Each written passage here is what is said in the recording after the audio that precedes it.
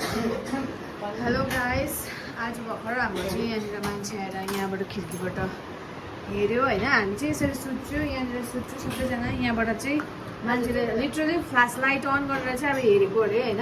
यो चाहिँ किनभने हाम्रो यो जुन चाहिँ लक छ यो चाहिँ हामीले आज चाहिँ लक मिस्टेक भएछ भयो। यो खोलेछ अन्त डल्ले त खुल्ला थिएन होला कि त्यसले चाहिँ खोल्यो होला।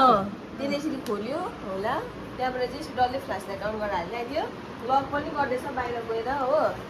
त्यहाँबाट स्कुटीमा आएर 2 टाइम्स चाहिँ त्यो केटा फेरि रिचेक गर्न आएको थियो यताबाट हो को हो चिनेर राम्ररी हिँड्नु पाएन हामीले, किनभने स्कुटीमा चाहिँ त्यो मान्छे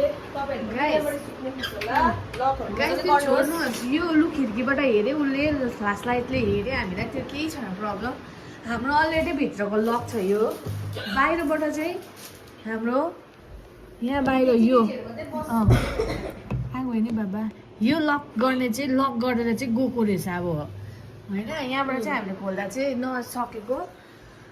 बाप रे बाप, तपाईँहरू पनि जो पनि बस्छ होइन, केटीकेटीहरू मात्रै बस्छ रेन्टहरूतिर मजाले लकहरू गरेर सुत्नुहोस् होला। यस्तो साह्रो चाहिँ कहिले नि भएको थिएन, तर हुन त सेकेन्ड टाइम हो यो। फर्स्ट टाइम पनि हामीले गरेको भेटेको आएकै थियो हामीलाई होइन। त्यो टाइम हामीले केही एक्सनहरू लिएन। यो टाइम चाहिँ हामीले पुलिस बोलाएर पुलिसले उयो गरेको छ होइन। अन्त भोलि चाहिँ अब हामी सिसी क्यामेरा फुटेज चेक गर्छ, त्यहाँदेखि को रहेछ भनेर चाहिँ चिन्छ हामी। तर अब हेरौँ के हुन्छ गाइस। लिटरली